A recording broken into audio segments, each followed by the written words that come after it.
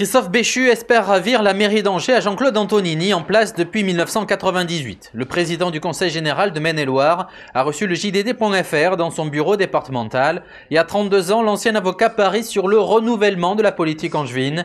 Et après les défaites de Roselyne Bachelot en 1995 et de Dominique Richard en 2001, Christophe Béchu espère enfin vaincre le signe indien pour la droite. Je crois que les circonstances n'ont jamais été aussi favorables pour qu'il y ait effectivement une alternance à Angers. D'abord parce que, à la différence de Roselyne Bachelot et même dans une certaine mesure de Dominique Richard, c'est pas Jean Monnier qui est le candidat, ou le maire sortant en tout cas n'est pas dans la continuité de Jean Monnier, qui est un maire qui a profondément marqué et transformé cette ville. Ensuite, l'équipe sortante n'a jamais été aussi divisée. Les démissions se sont multipliées au cours de ces derniers temps.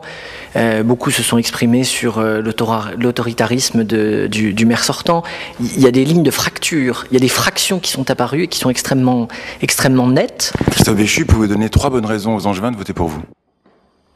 La première, c'est qu'il est temps de faire du développement économique la priorité pour notre ville, pour notre agglomération, pour notre bassin de population. Il n'y a pas eu de stratégie industrielle au cours de ces dernières années. Il n'y a pas eu d'anticipation sur le foncier. Il n'y a pas eu de politique d'accueil particulière des entreprises.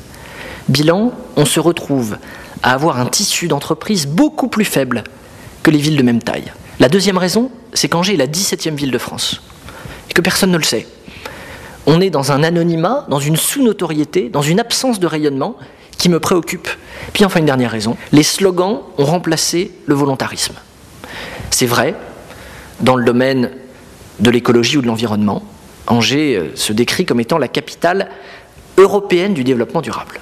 Malheureusement, ni les Allemands, ni les Italiens, ni les Danois, ni les Suédois n'ont cette perception des choses, et on voit bien que derrière le slogan, il n'y a pas eu d'ambition réelle dans ce domaine.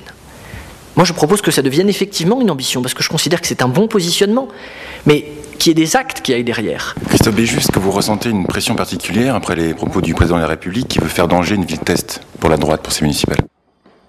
Écoutez, les déclarations parisiennes ne me procurent pas de pression. La seule pression que j'ai, elle est celle du terrain, elle est celle des Angevins. Et ce que je crois vraiment de manière profonde, c'est que l'enjeu de ces élections locales, c'est bien de choisir l'avenir d'Angers. C'est pas d'adresser un message à Paris ou ailleurs, c'est de choisir l'avenir d'Angers.